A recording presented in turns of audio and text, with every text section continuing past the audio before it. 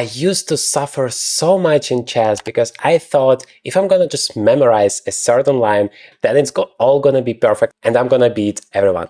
This is just absolutely wrong. In this video, I'm gonna show you this simple opening and the underlying system that is gonna help you actually crush anyone under 2000 elo. It starts with the move d4, then you play knight f3. We are gonna play against this very strong 2000 rated player, and he plays this move knight c6, which so many of opponents under 2000 elo are making my students face it so often, but it's really not great. We are going to start with the move knight d2. I like it because it's the most flexible move. We are waiting a little bit. Normally we develop the bishop to d3, but specifically if they play knight c6, this move bishop to b5 might be very powerful. By the way, I teach exactly this opening as well as so many others in my 10-day opening mastery course, where you can build an entire opening repertoire both for white and black in just one course. On top of that, you get a full month of live coaching with me included, so that I can analyze your games, play games with you, help you integrate this entire system into your own game. The link would be in the description. Make sure to join it before the offer disappears. So they play a6, we just take it because they have lost time on provoking us to take, and now this pawn structure is really bad for them. How can we take advantage of that? Well, we can immediately play the move c4 and start attacking it with queen to a4. Those triple pawns, they can never ever be good and dangerous for us. So we are okay with doing that. And yeah, maybe one thing I can do is just taking that, although even that is not necessary. I can just castle. Maybe bishop d3 is a little bit annoying. And then queen d5, maybe that is the idea. Like, knight d5 is normally the move we want to make, but here this g2 pawn will be hanging and the rook behind that. That's not something we want to do. We can obviously just play queen takes c4, but I like this move knight c4. Let's do that. Because if they play bishop to b5 now, we have knight d5. Or maybe in this case, even this knight to e5, but yeah, I don't want to lose all of that. Otherwise, I'm ready to play knight e5 regardless and put pressure on this pawn, so it's all really weak there. Yeah, I think knight e5, how do you even stop that? Maybe queen b5 is his idea. And then I don't have this move queen to c2 because the bishop is controlled. But like, I have got all of that completely for free. I'm not any material down. This is a beautiful scenario. Castles, I should be careful with my opponent's threat because bishop d3 would be a double attack.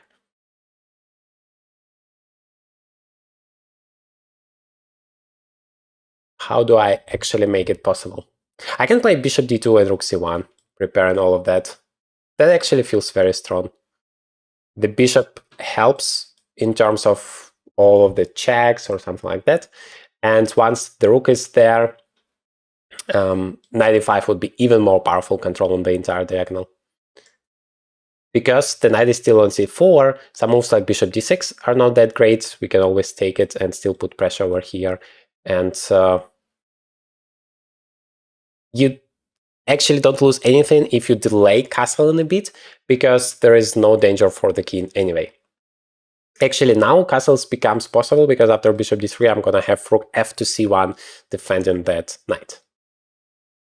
My opponent left the game. I really hope he's gonna come back because I want to crush him here and show you how powerful this opening is. Yes, he's finally there.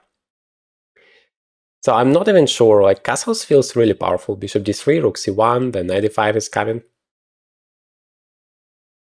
Knight e4 immediately. Yeah, my opponent is trying to be as active as possible, which is a very good approach normally, but at the same time, he doesn't develop his pieces. Like, what I really love is when you develop new pieces and at the same time create threats for your opponent. If you can combine that, that is really powerful. I don't really mind if he exchanges that bishop, but at the same time, I can play bishop a5 and just attack over here. Queen b5 maybe is his idea. I don't know. Bishop a5 feels a little bit weird.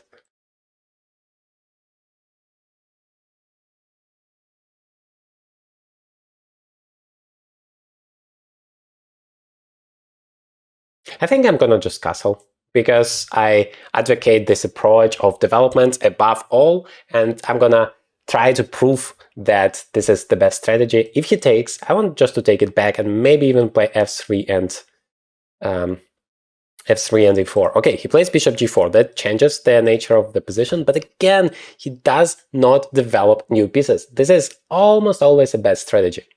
In this particular case, I think I have some knight to e5 move, which is very powerful, because now this bishop is no longer there. After queen b5, I'm going to have queen e2, and after knight e5, this bishop is going to be under attack, so I don't like it at all. I'm going to play knight e5, I'm threatening here, I'm threatening there. Knight e2 is not a problem, I can just take it back. Doesn't solve any of his problems. And queen b5, finally, just queen to c2 back. And then everything is under attack.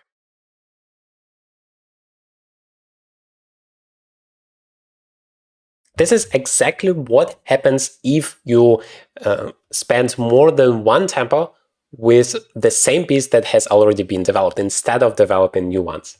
You can do it only if there is a very good reason. Either if your opponent has created a huge threat for you and you just have to do that, or if you are actually winning something afterwards.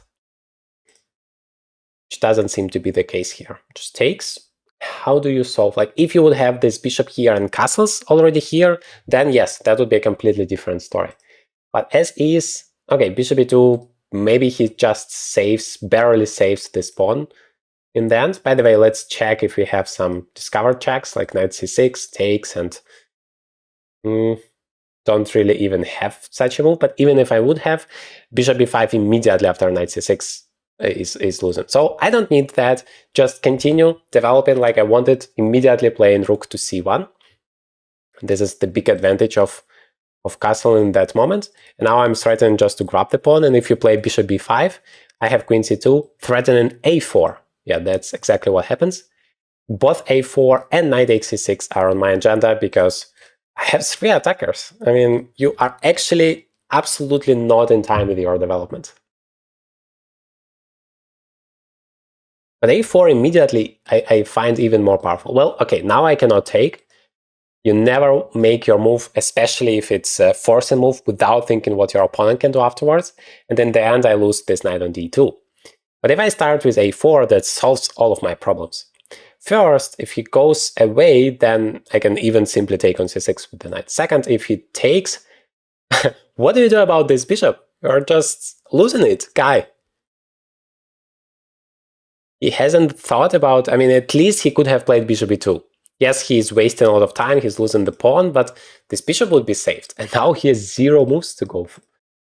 Yeah, and just like that, we crushed 2,000 elo-rated player, even above that, which is enough to join the top 1% of all of the chess players if you're able to beat such guys. Let's use this magic opening against another opponent here. d4, d5, we play knight f3. As always, we just try to destroy him with the move e3. This bishop is coming to d3 and the second bishop is coming to b2. The beauty of it is we don't really care what they are doing. This time he plays something else, starting with c5, very typical idea, but we can use our normal plan with placing both of those bishops on b2 and d3. We always want to stop the move e5. That is why I want to put the bishop on b2 as early as possible. And then I'm ready to play knight d2 and this key move knight to e5.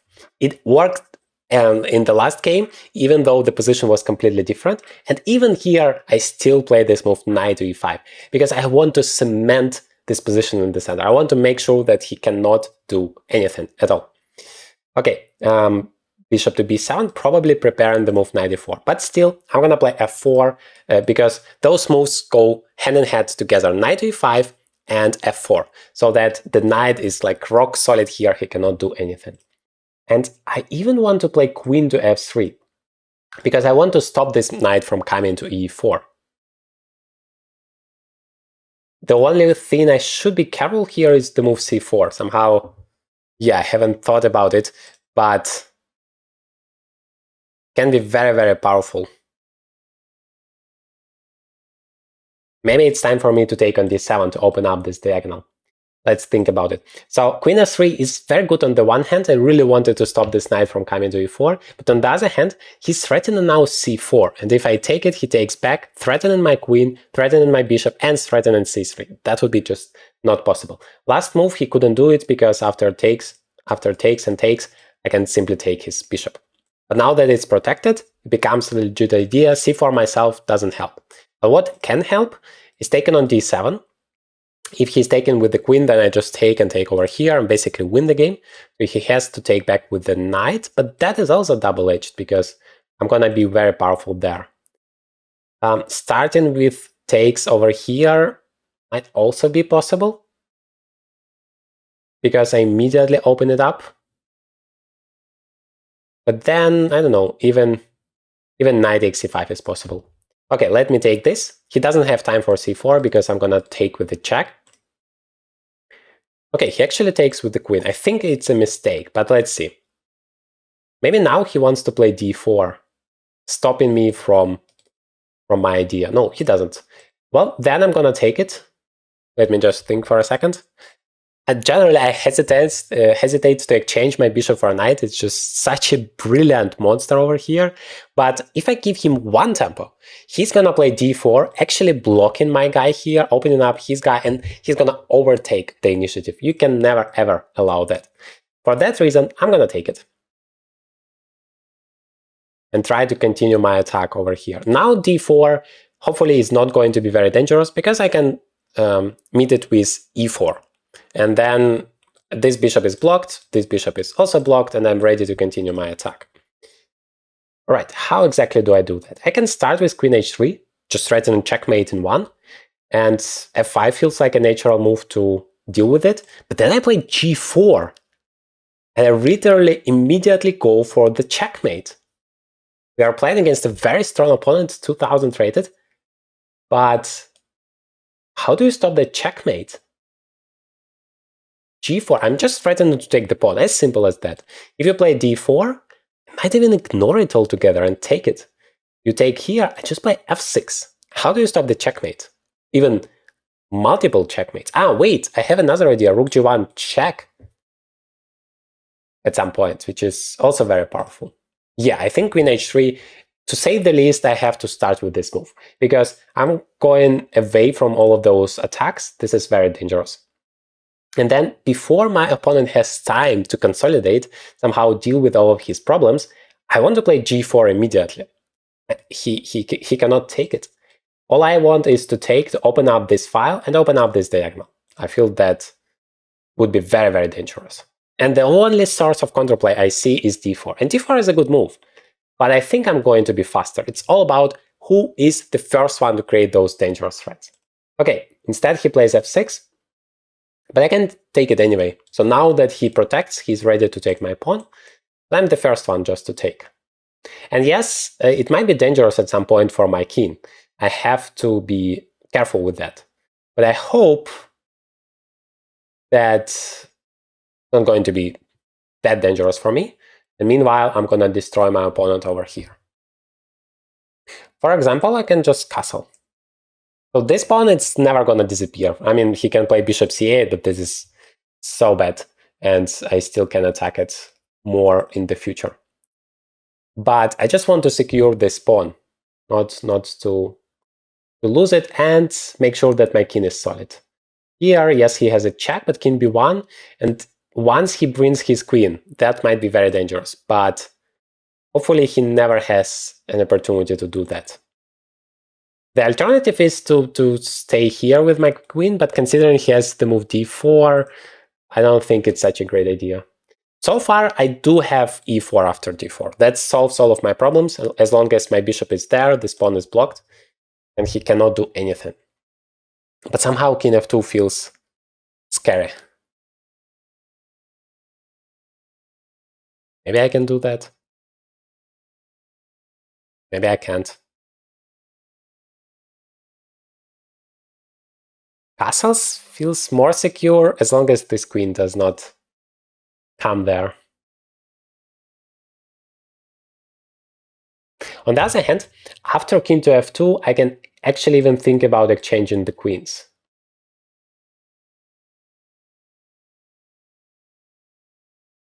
Yeah, that has some drawbacks.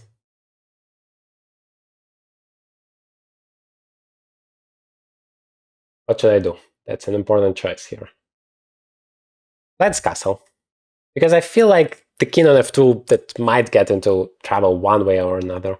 Whereas here, I do have one problem to deal with, but as long as I keep that under control, and I would make sure to do that, I think this should be a great position for me. Yeah, so this is the first advantage. I do have a few ways. I can play rook e1 and defend it like that, but I also have rook g1 check, king goes away, and rook to g3. Or I can start with bishop takes f5 first, because now he does have this bishop c8 move in a situation where he does not block his rook. So yeah, I'm gonna probably take. Also because he still has to stay on the 7th rank to block the checkmate, so before he places his rook on the 7th rank.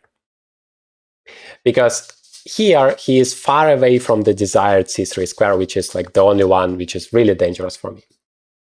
All right, now I still have the same choice. This one, and then potentially second rook to g1. The only thing I don't like is that I'm not gonna have the move knight s3, as that's gonna block my defense. But I don't have it either way, right? So probably that's fine. I'm gonna play that. And now rook g1, rook g7 is actually a threat. I might even just sacrifice this pawn, I don't care, but I want to give a checkmate.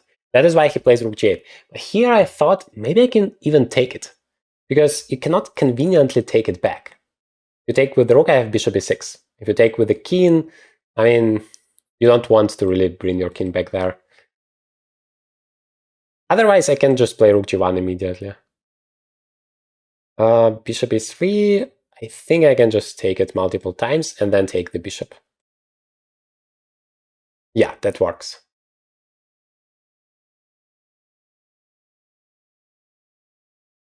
I don't know, I feel it's kind of the same. If I take, he takes with the queen. I cannot even play rook g1. Yeah, then let's just go for it. Takes. Now all of my pieces are active, maybe except for this guy. Wait, rook g8? Can you do that? Maybe you can. Except for this guy on d2. This is not so powerful, but it's quite a useful defensive piece. Okay, so I have an extra pawn. This is already great, but my opponent does have some counterplay. I thought rook g8 is like never move because of bishop e6, but he can indeed take it, attacking my queen, so I don't have time to take his. I can take it with the pawn, but then this guy is hanging. But still, I mean, it feels great. Or alternatively, I can take and he has to take with the queen, but maybe that is his idea to get somewhere with his queen. Although again, he cannot just leave the h7 pawn. That is too scary. How do I solve this e3 problem? Maybe I play bishop e6. That's how I solve it. So that I force him to take, and then I take with the pawn in a situation where he cannot take. Maybe. So my idea was to play g4, but if he attacks my bishop, I cannot play g4 because my bishop will be hanging. It's not the end of the world, but it's a little bit annoying.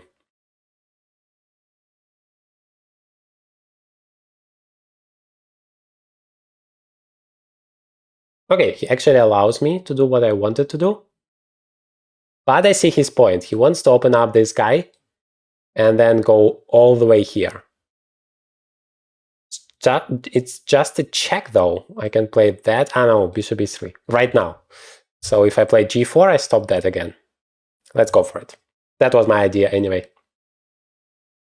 Okay, he starts with the check, but that is not so dangerous. So if I play king b1, then yes, I'm in trouble because f5 threatens checkmate in 1.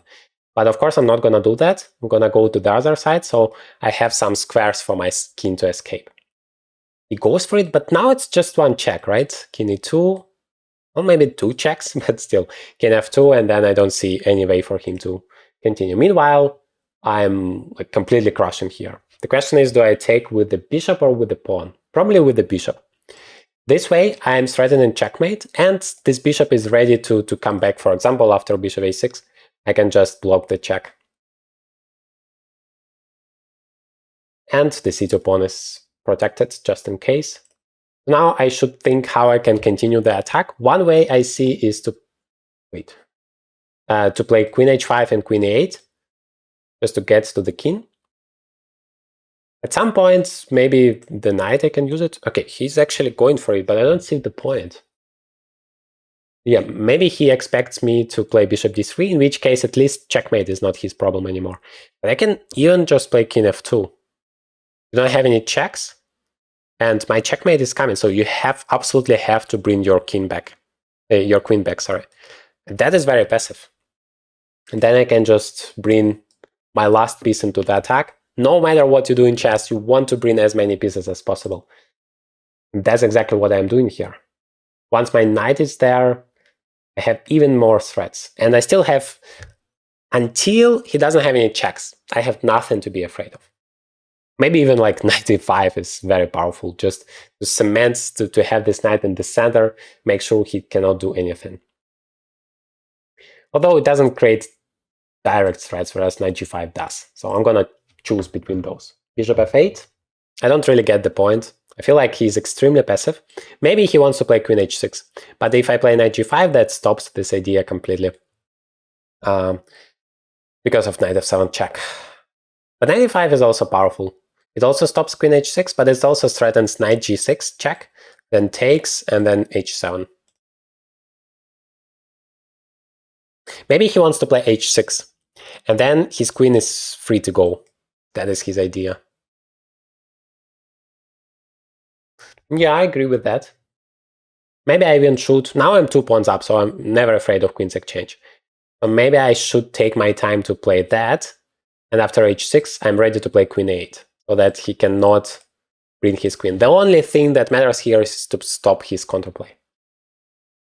Because strategically, I'm completely winning. I'm gonna play that. Knight g5 is still coming, knight f7 check, bishop e6, all of that is very powerful ideas.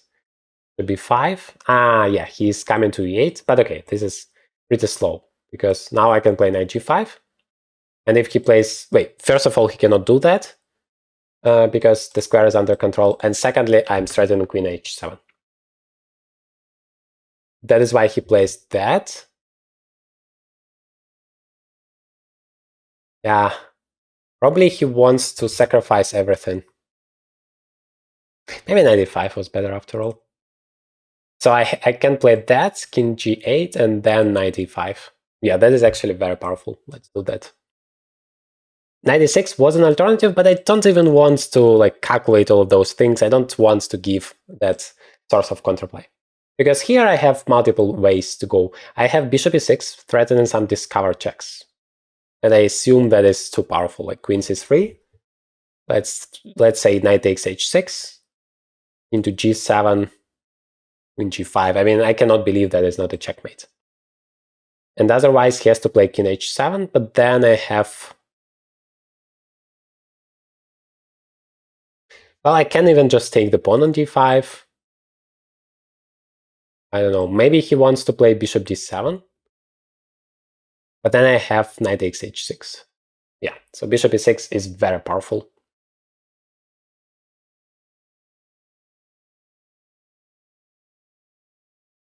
After king h7, maybe I also have queen f5 check. Queen g5, just making sure that we are going to exchange the queens, and I'm going to have an endgame with 27 extra pawns, which is normally very nice. Knight g5, king h8, that doesn't really help, right? Knight e5, that does help. That creates a huge threat of queen f5 check, king h8, and knight to g6. Which almost feels like a checkmate. So queen f5 is a 100% way to get into the completely winning endgame, whereas knight e5 is saying, well, I want to finish it right here and right now. And I believe that is what I want to go for. Also, that stops any hope of counterplay from my opponent.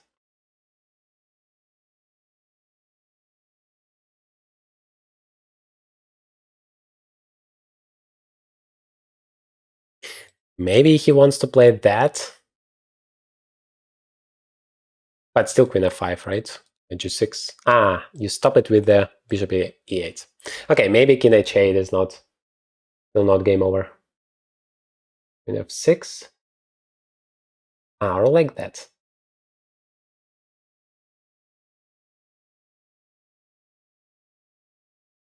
Now if I play bishop f5, he has king g7. All right, then it's maybe time to finally take this guy. Why not? He's still, the most important thing is he doesn't have any checks. Everything else doesn't really matter. Now even c4 is a move. b4 is possible. g5. g5 is a very good idea. Or just exchanging the queens. I always have it. I mean, it cannot disappear.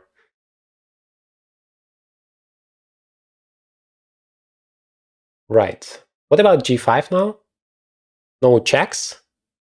He goes away. I take on h6 with a checkmate, so he has to protect it. And then, I mean, queen g6 is coming, and that is very powerful. I'm gonna play g5. Very important, he cannot take it because of the pin. So you always want to connect as much stuff, even if it's not pieces, but pawns. Still, it's important soldiers in your attack against your opponent, and the more you have, the more complicated it gets for your opponent. Queen g7, all right, trying to stop. He still somehow holds to it. But okay, it has to be checkmate. Probably just takes, right? If he takes, I have bishop b4 check, king to g7, queen f7 check. Well, okay, to say the least, I can just exchange it and play knight f7 and win the bishop, right? That is good enough. And checks, I don't see any checks. Even this king is like very well placed here. All right, so now I just want to briefly check if I can win the queen before I go for queen takes h6 and knight f7. Bishop f4, king g7, the only move. Queen f7, king h8, the only move, and then knight g6. And then he has to sacrifice the queen. All right, that is good enough. Queen f7 check. This is normally how it happens if you're so much better, if you have so many attacking pieces, sooner or later, some tactics are gonna work for you. This is exactly how you use this magic opening to crush absolutely everyone under 2000 ELO, and don't forget to take advantage of the amazing offer 10-day opening mastery, where you can build an entire opening repertoire both for white and black all in one course. Well, I'm giving a checkmate here, and you get a full month of live coaching with me on top of that, included completely for free. The link would be in the description, and in this playlist you can learn more about this opening against all possible lines and actually be prepared to crush everyone.